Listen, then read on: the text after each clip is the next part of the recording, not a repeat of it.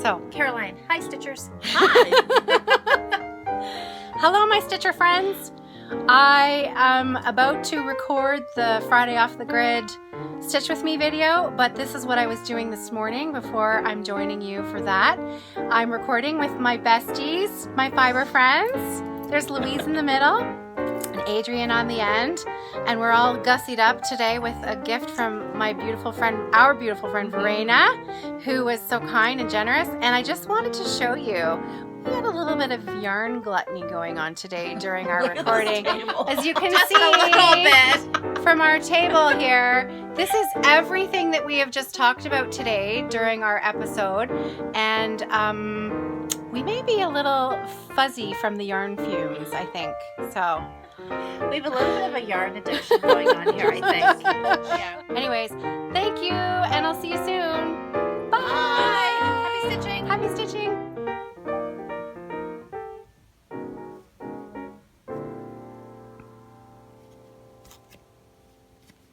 Okay, I'm finally set up, ready to go.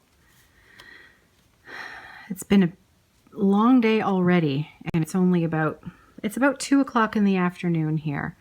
And I can't tell you how long I've been looking forward to this, because believe it or not, this is the first time I have stitched all week. Since I last talked to you on Monday, I have not put in a single stitch. Well, I fib.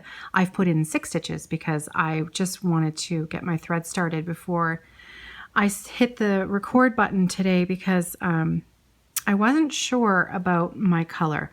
So this, again, happy Friday. Happy Friday, everybody. And I hope you have a project that you've been looking forward to stitching and are going to work away with me here today. I am working on Rosewood Manor's Winter Quakers, and it's hard to fit the whole design in there.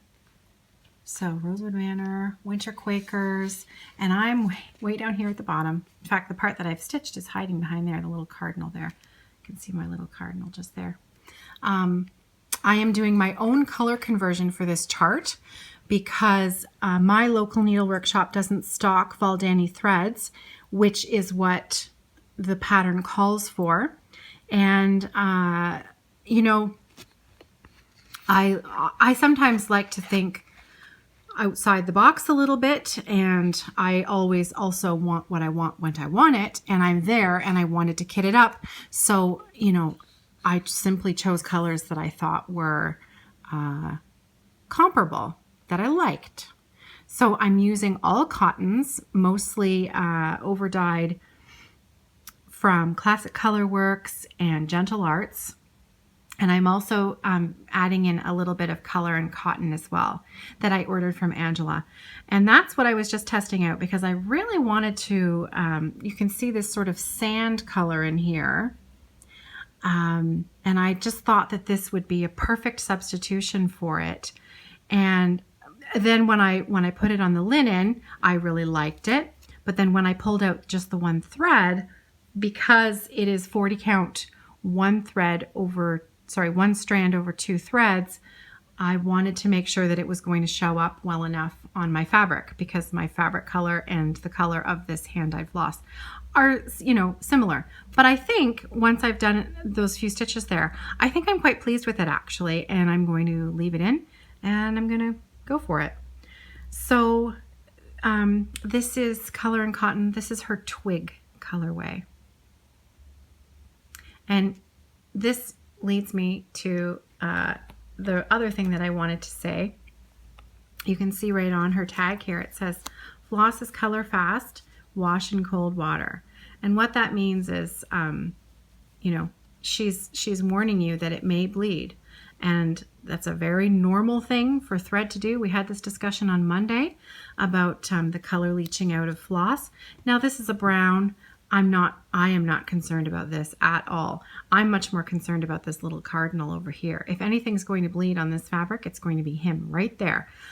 The thread that I used for the cardinal, and that I'll be using for any red in this pattern, is a Gentle Arts, Simply Shaker, Sampler Threads, Gentle Arts, Schoolhouse Red, number 7052. And I would be very concerned that this would bleed for sure. In fact, like 99.9% sure this would bleed if I were to wash this piece. So that's why I do not plan on washing this piece, even though it's a large design, even though it will need to be ironed. When it's time to iron it, I will make sure that the iron is not on its steam setting, so that I'll iron it with a dry iron, and I'll maybe even put a towel on top of it while I'm doing that. I'll have to see. But my hands are clean. I'm not stitching in hand. I'm using a frame, so I'm not overly concerned about it. And I think it's pretty darn cute. So the motif that I'm working on right now is this one down in the corner. I'm just about to start this diamond pattern right here, and I'm working on the sort of sandy brown color.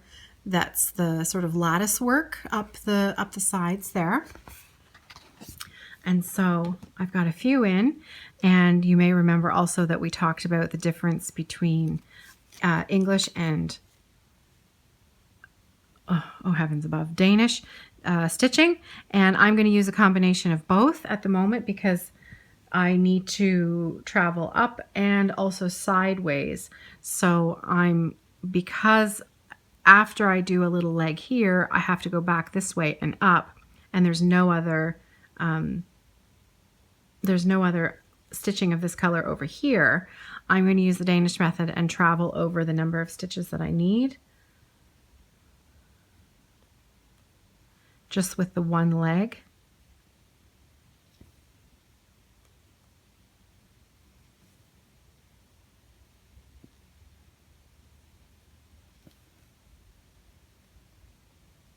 Make sure I've got enough,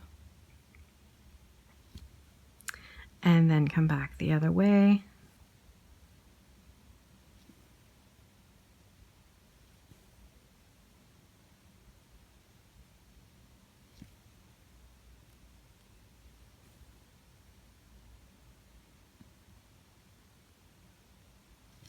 On the other side, I will be traveling a fair distance with one continuous thread. So I'm going to hop over here, and now I'm going to carry on in the English method, which is to complete each cross as you go, which is how I prefer to stitch. I do find that the top lies a little bit differently.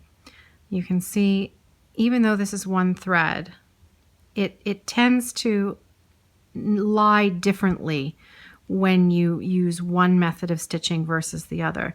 You can see the stitches that are down here are a little bit flatter than the stitches that are on this side. But you know, I'm going to employ that 3-foot rule, and if I were to step back 3 feet from this design, I wouldn't be able to tell, and I don't think you would either. And so I am going to happily carry on after I make sure I have the right number of stitches. Okay.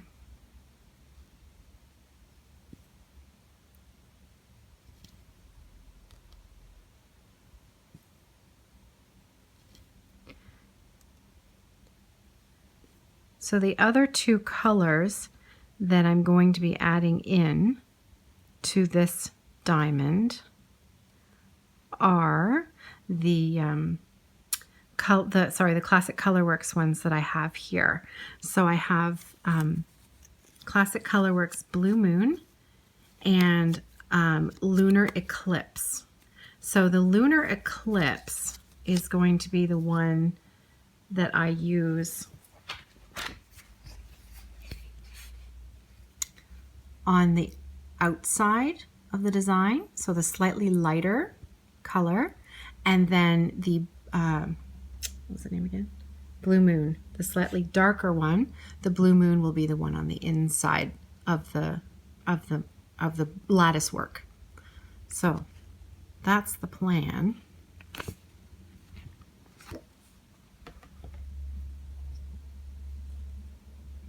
But speaking further about the discussion that we had on threads bleeding, I did receive a response from Kathy at Thread and I. So I'm just going to actually read you what she sent me.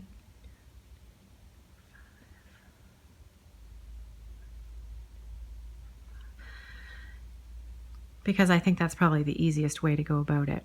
So this is from Kathy. She says that it's best to pre-wash the threads before stitching, which I think I mentioned. If the piece is already stitched, the only thing to do is rinse repeatedly. Water releases excess dyes, and some soap or cleaners make it worse. So after washing, rinse, rinse, rinse until all the dyes are gone. Don't take the fabric out of the water until you're absolutely sure. If there is any dye that is bleeding on the fabric and it's allowed to dry in the fabric, it will never come out. But the best preventative is pre-washing hand-dyed threads. And so, if I had had my wits about me and I had thought about that being a concern, I should have pre-washed my red, because I think that's the only one that I would be concerned about. But I am going to just make sure that I'm very careful with my hands being clean and my fabric being stretched. And I do not have a cup of coffee with me today.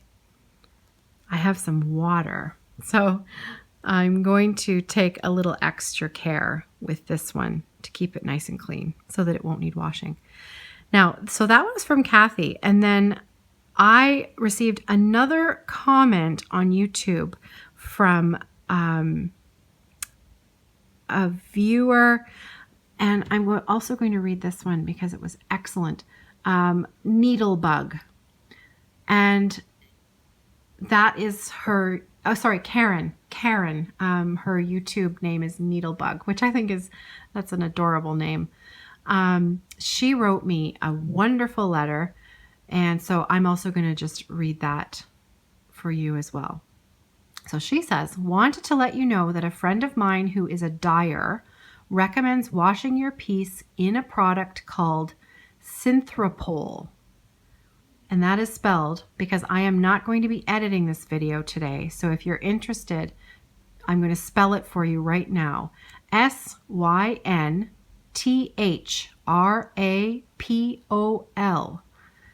And you can buy it on Amazon. It prevents excess dye molecules from adhering to the fabric.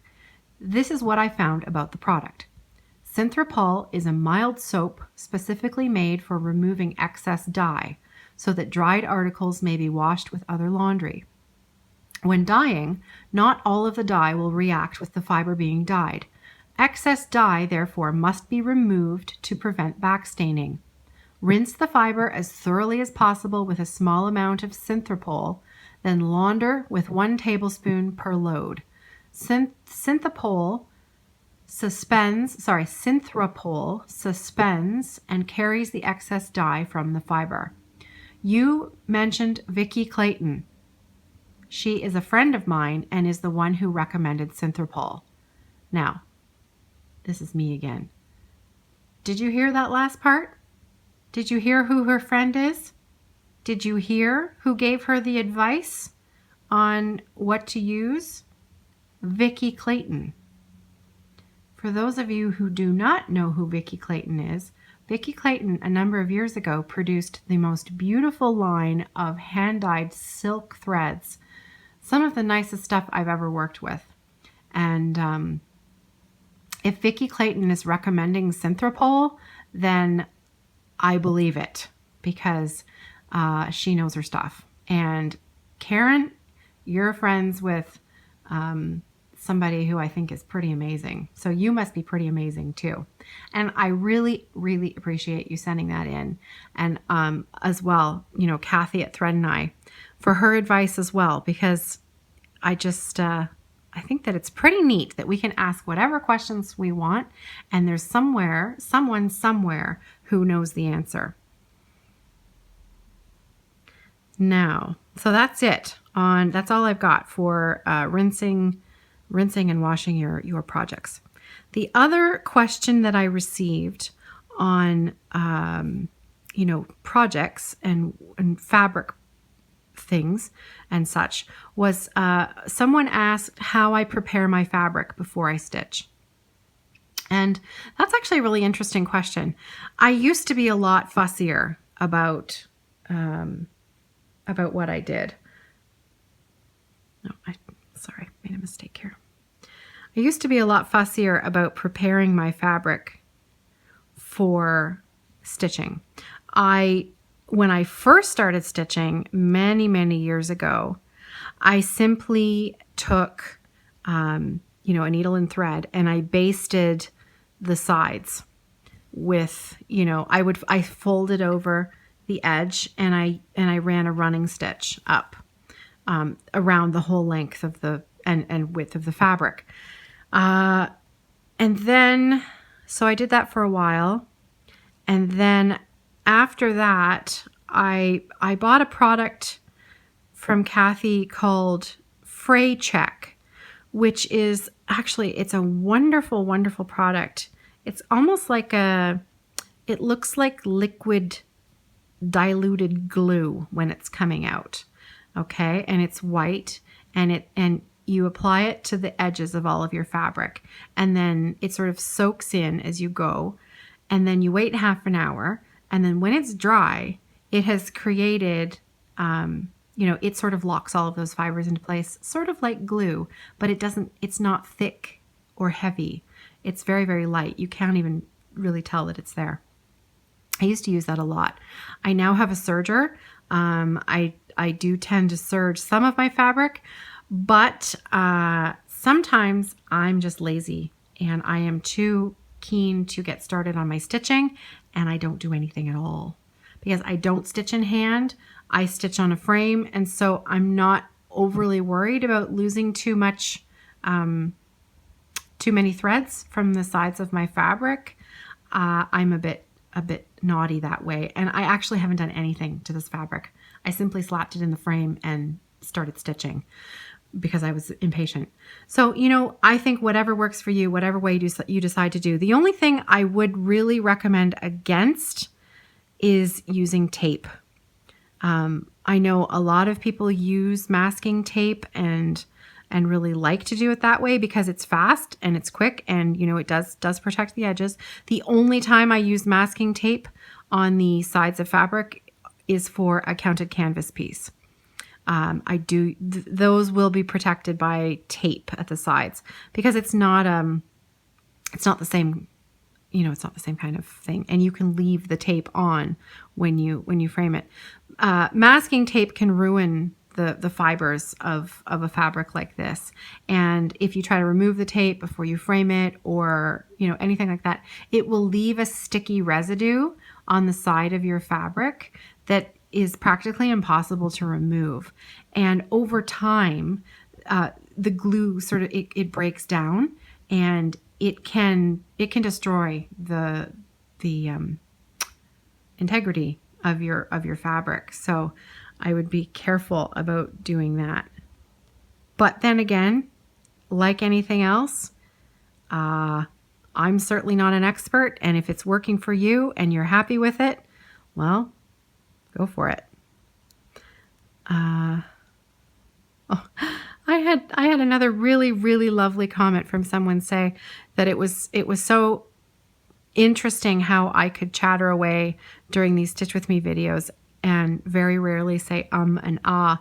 And it's a great compliment, really. And she wanted to know, whether I had taken any special classes or learned how to do that in any way. And actually, if you listen carefully, I do say rather a lot. It's just maybe not as noticeable. I don't say it a lot, but I do definitely say it. I have never had any training or classes on any of that sort of thing. I simply like to talk a lot. And I always make sure that there's no one here when I'm recording these videos. I make sure that the house is empty, the house is quiet. There's no one here other than the dogs, because I think that's one of the biggest things that can make you feel inhibited about speaking either into a camera or in front of a camera, is that someone is watching you or someone is listening to you, and it feels a bit silly to talk to yourself. But when there's no one here and I feel like I'm only talking to you, it's kind of easy. So, but thank you for the compliment. I thought that was really nice. See, there we go. Right there. On Monday's video, now you know what I did? I was so busy talking that I forgot to do the one leg at a time all the way down here. So now I'm going to have to, because I'm not quite ready to give up on this thread yet. There's still a fair number of stitches in that. So I am going to, what I like to do is if I have to go a distance and carry the thread, I like to make it neat on the back and not have a lot of excess loose threads, because it's a great way to create a potential area for problems later on down the road with knots from other threads. So I carefully will sew in to get to the spot where I'd like to go if I haven't done the one leg at a time method to get there, and then carry on. So I've lost my place in the pattern here. I've left my thread here so you have something a little more interesting to look at than just a huge blank empty slate. There we go. So it's actually going to be one lower here.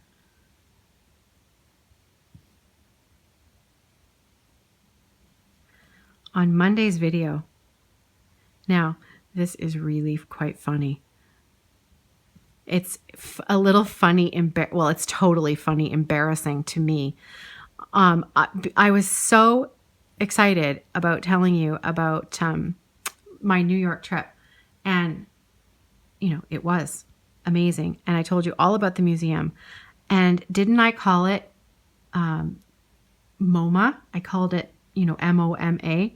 And yeah, there's no way that Michelangelo exhibit would be at the MoMA, which is the Museum of Modern Art. That's what MoMA is. That's not where I was. I was at the Met. I was at the Metropolitan Museum of Art. That's where I was. And so if you're looking to go and see the Michelangelo exhibit, I'm sure that you're a cleverer person than I am and would get the name right. I had a very kind viewer write in and say, I don't think that you were at MoMA. In fact, I know for sure you weren't at MoMA because I live near Central Park and you were at the Met. And she's absolutely right. Of course I was at the Met. Isn't that ridiculous? Well, I guess we all make mistakes, but I did think that was rather funny. So I am publicly admitting that sometimes I talk so fast that I sometimes don't always think about my words. But there you go. Okay, now I'm heading upwards here, and let's see, where are we?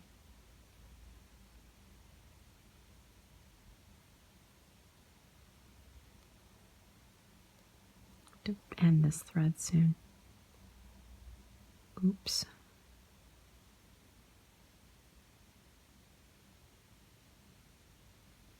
This was a hard one to do for a Stitch With Me video, I'll tell you that. So I have to concentrate on the pattern and talk to you. So as you saw, we recorded our Fiber Friends podcast this morning. As always, super fun to hang out with my girlfriends and chit-chat with them. We always have a good laugh. 5, 6. Okay, I think that's it for that. There. Okay. So now what I'm going to do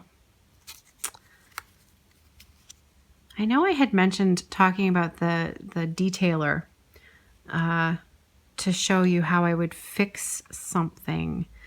But, you know, right here, I'm not sure it's the greatest place to do it. Because first of all, it's brown on brown, and I think it's probably pretty hard for you to see. So what I'm going to do is, let's clip that off. Get rid of that. Now I'm going to show you my ort jar, because you might think this is funny. This is the jar that I keep beside me. I'll show you the inside. Can you see? So this has, I'm going to say, 3 or 4 years worth of orts from just my stitching area up here. This is in my bedroom, and I have a chair and my frame set up. This is where we like to watch TV in the evening. And so those are all of my orts from the last 4 or 5 years. I think that is, what is that? Is that ink circles there? It's funny how you can look through and know what it was that you were stitching. That's got to be, it's not ink circles. I think that might be Christmas Garden. That gold color there, I think that was Christmas Garden. Yeah. Isn't that funny? But anyways, so my ort canister actually is supposed to be a candy jar, and it's a candy jar. It says that. But for me, stitching is my Prozac. So I thought it was apt that this is where I keep my orts. So I keep that beside me on my little table there, along with all my needles and everything else that I need. So let's see, how's the best way to show you?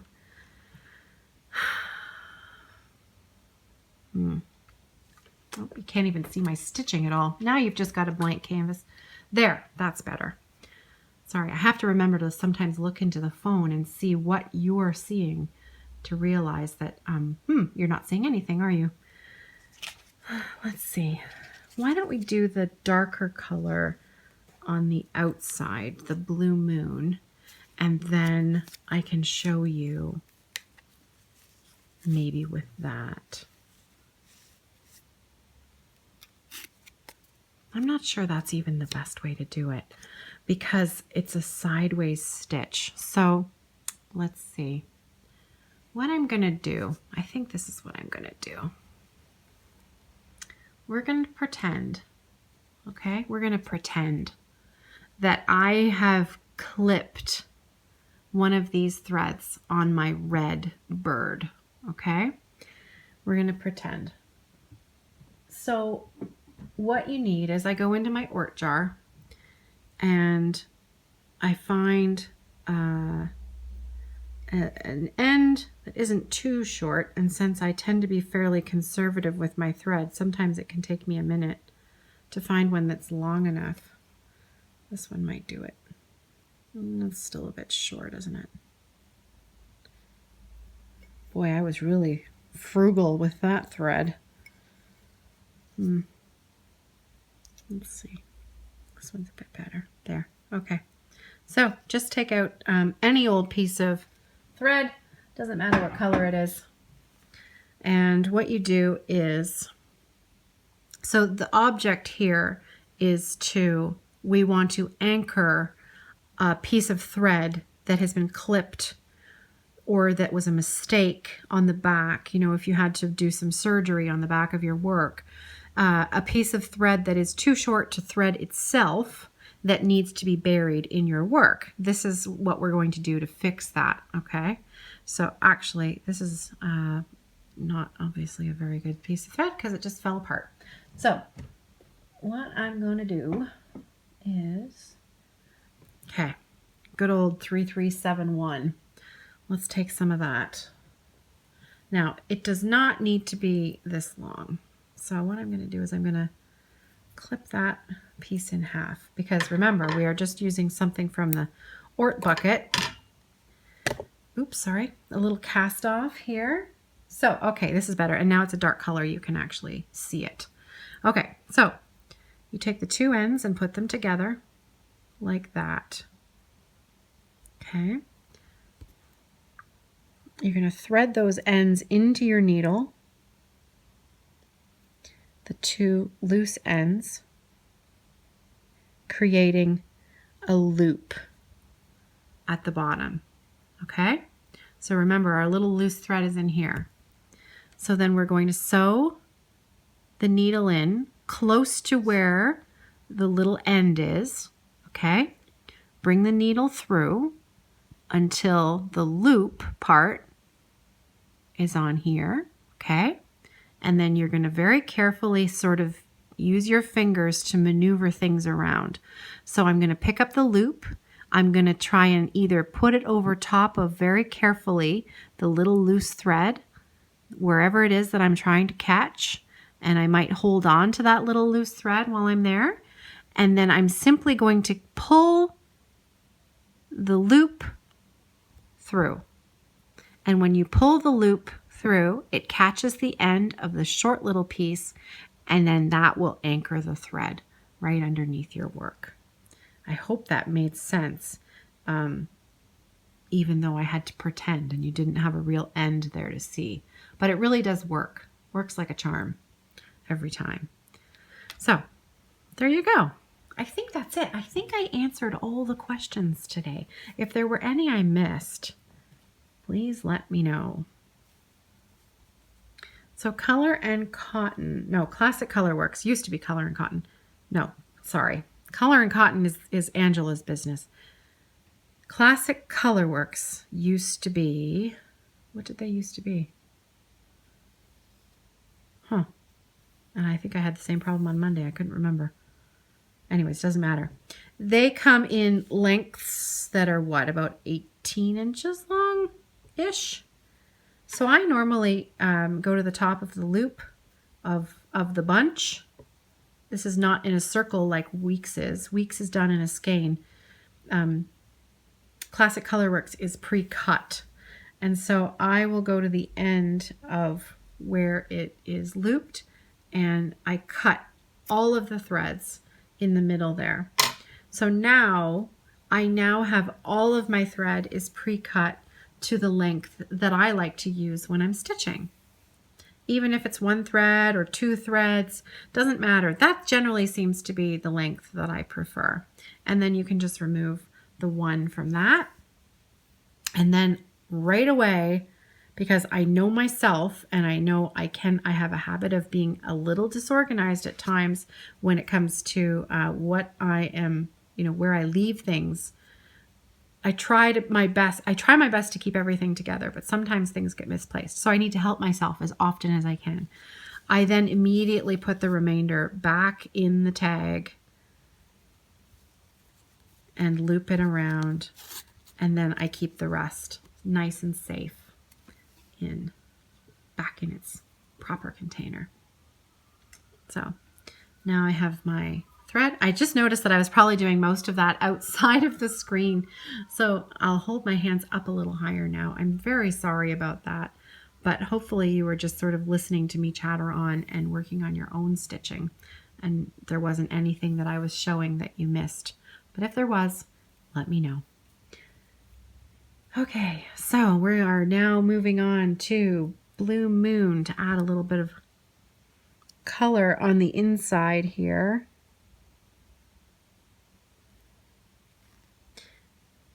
It's funny, I was wearing my contacts this morning to record the Fiber Friends podcast, and I always now find that if I'm wearing contacts, I am going to need readers, like cheater glasses, because I can't see very well to stitch. So I had to put my glasses back on before I started this video. Okay, so I need to be at the end of that one right there.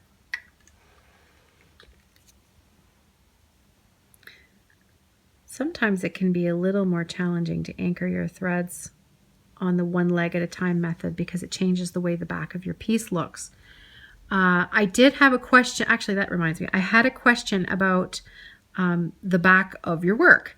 And this commenter said, you know, I've noticed that the back of your work and the back of the work of other stitchers that I've seen, it's very neat and tidy. And how do you do that? So, you know, I have my own ways that I'm careful. I try to always anchor loose threads in the back. I try to not carry threads over too far of a distance. I try to make sure that if a thread has knotted in the back that I catch it in time and take care of that knot before it becomes more of a problem on the back. And you know, I think starting and stopping your threads makes a big difference how you do it. I've showed before how I like to do that Bargello tuck. Where you sew it in, you take one extra tiny little stitch, it anchors your thread nicely in the back. All of my ends are hidden. There isn't a lot of loose extra messy thread in the back. So, you know, that's kind of my best answer. If you're watching and you have some tips and tricks on how you keep the backs of your projects neat, leave me some messages and I will I'll talk about them on Monday. You know, the other thing is though, it's the back of your work. So no one's going to see it except you. So do you really care? If you do, well, then see what you can do to make it better. But if you don't care, well, who are we to tell you what to do? All right, so this is, oh, it's not as dark as I thought it was going to be. This may not be a color that I keep. I was hoping this one was going to be a little darker. Let's see. So that's what it looks like on the fabric. And do you see how much darker it is than the lunar eclipse is the one that I'm using on this side? I can barely see that at the moment. Let's do a few more. See what it looks like. So it's just I'm a little bit funny when I travel diagonally. I like to retake. I don't like to share the same hole or have the thread pulling in an odd direction. So I'll come down and then come back up in the top right so that the top leg of this stitch lies as neatly as possible. It's not really very dark, is it? Let's travel up a ways and see what I think.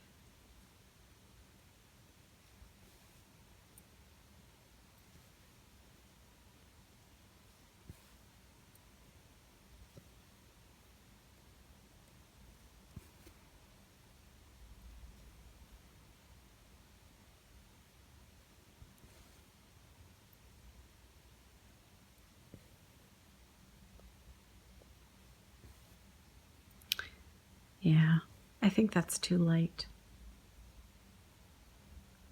Which means this is going to practically disappear. So I think what I'm going to do,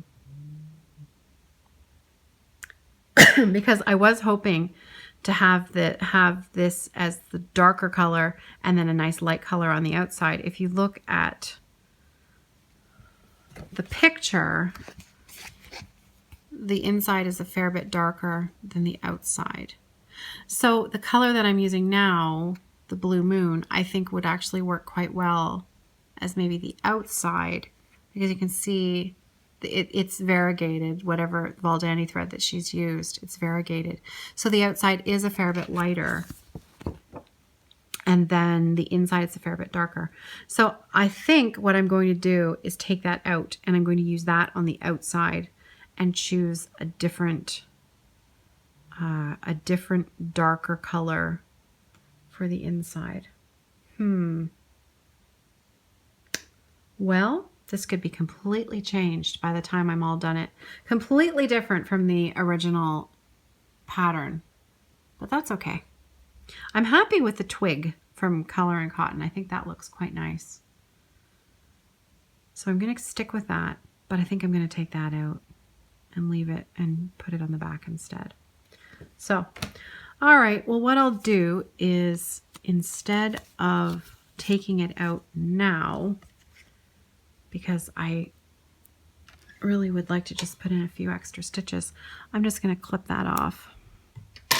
And I'm going to sew in the remainder of the floss where I really want it now. And then I'll carry on.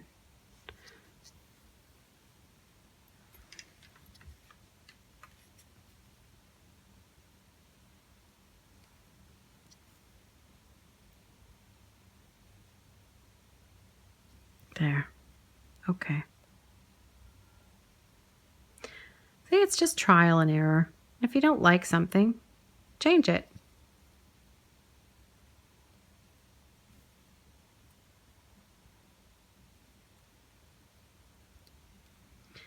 So I know many of you watch Ginger Gerald Stitcher, the wonderful Ginger Gerald.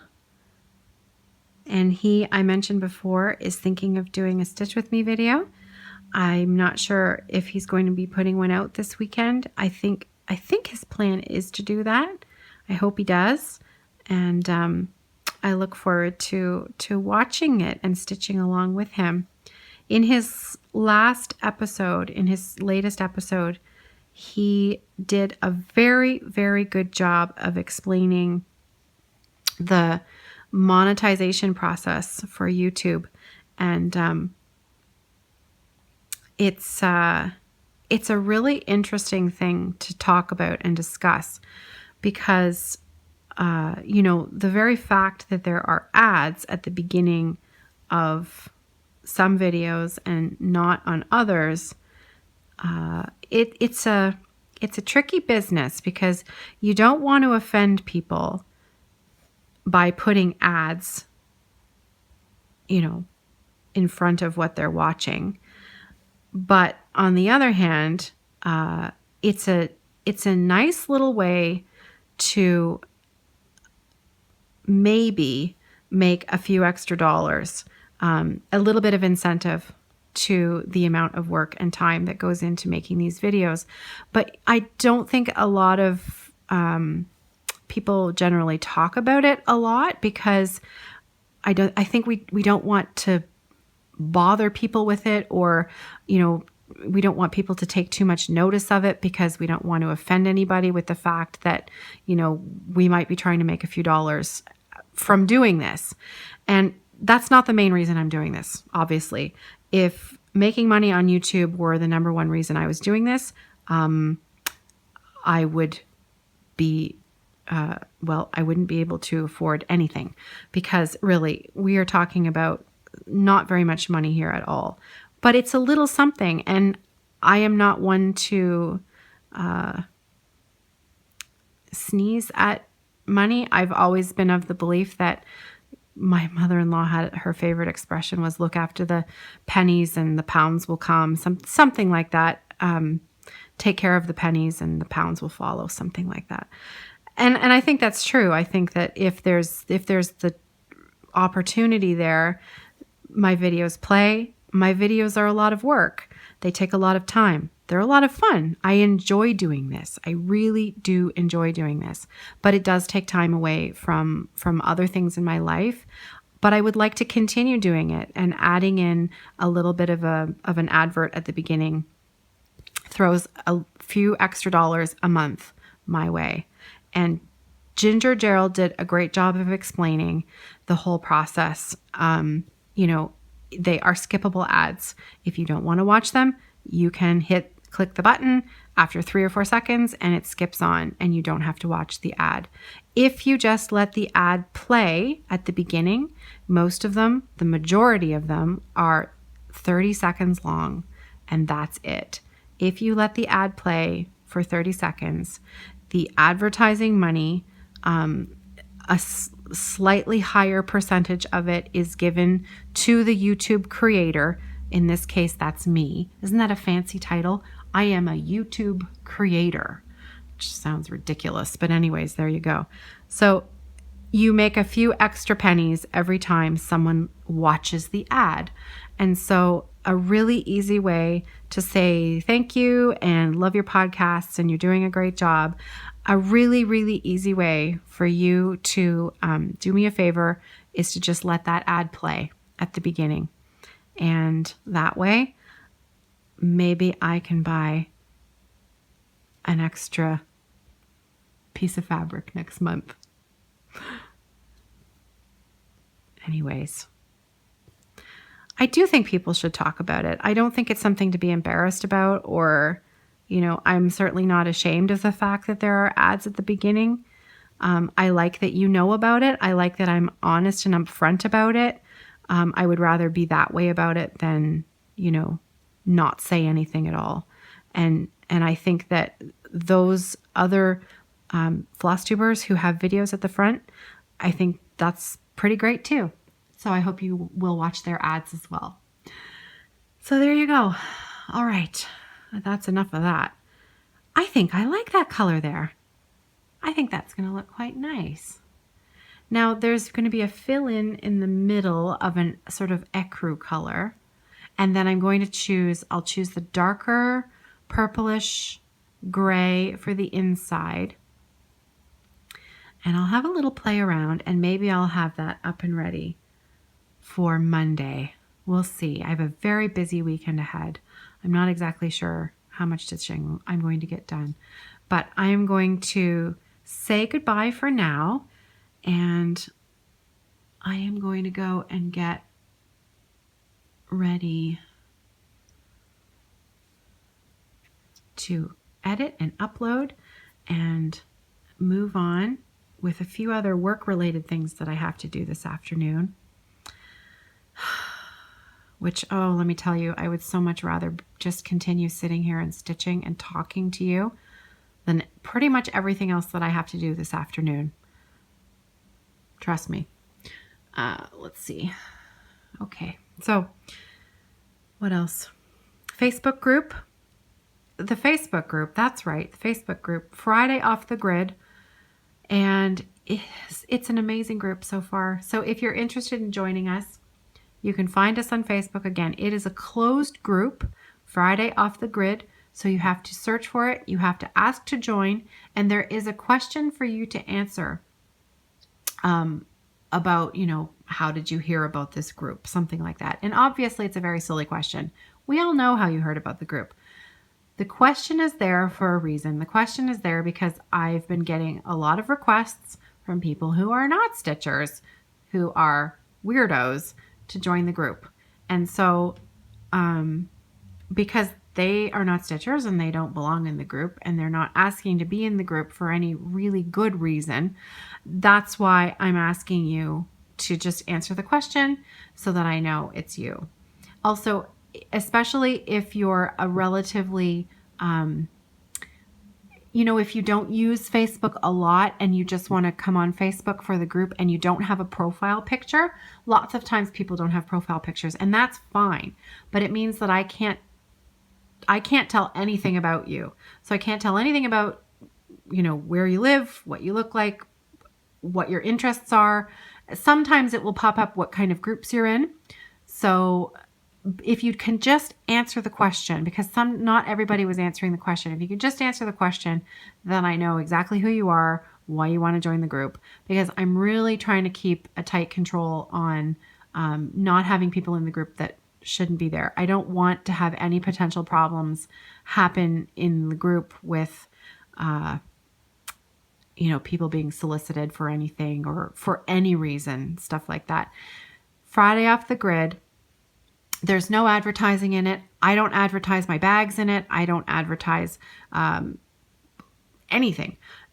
I'm asking that other people not advertise in it. I haven't really discussed that yet, but I really want to keep that Facebook group strictly about stitching, nothing else. your progress pictures, what you're working on during the weekend while we're all stitching together, the threads that you're using, the fabrics that you're using, how excited you are about a new project, how you're going to stay in your pajamas and drink your hot chocolate and sit by the fire and stitch all weekend. And trust me, if that is you this weekend, I am totally jealous and I want to hear all about it and I want to see it, because this weekend I am going to be living vicariously through you. So please show me, please share. We've got a hashtag on Instagram. It is hashtag Off the Grid Friday Party. And again, same thing. Show us your stitching. Show us what you're working on. And the comments that you get alone are worth doing it, because everyone is so kind and we all love looking at other people's stitching almost as much as we love stitching our own, because it's a really great way to learn about new patterns, new designers, new thread ideas, different tips of tech and techniques for finishing projects. That's very popular as well. If you join the Facebook group, there is absolutely no experience level requirement. We love it all. If you are a brand new stitcher and you have just taken your very first few stitches onto a piece of Ada that is, thrilling you to bits, trust me, it will thrill us to bits that you are excited about it and we want to see it. We want to share it with you. Join the group, join the fun. It really is a great group of people so far.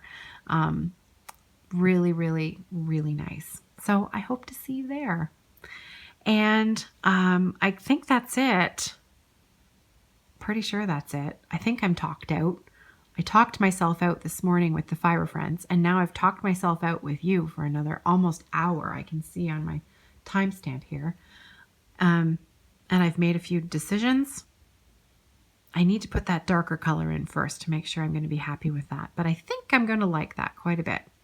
And I will see you on Monday. I have a special treat for you on Monday.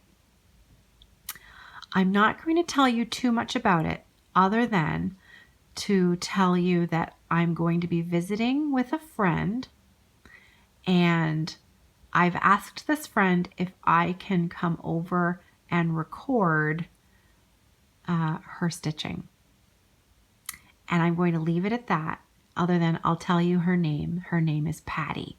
So on Monday's episode is going to be a visit with Patty. And trust me, you are not going to want to miss it. It is going to be a very good visit. And that's all the information you get for now. And I'll see you on Facebook. I'll see you on Instagram. Please let me live vicariously through you this weekend. I am going to be at the sewing machine the whole weekend. The whole weekend. Seriously. I've got about 30 hours of sewing to do in the next couple of days. So I better get to it. And I'm going to wish you all a very happy weekend. And I'll see you on Monday. Take care. Happy stitching.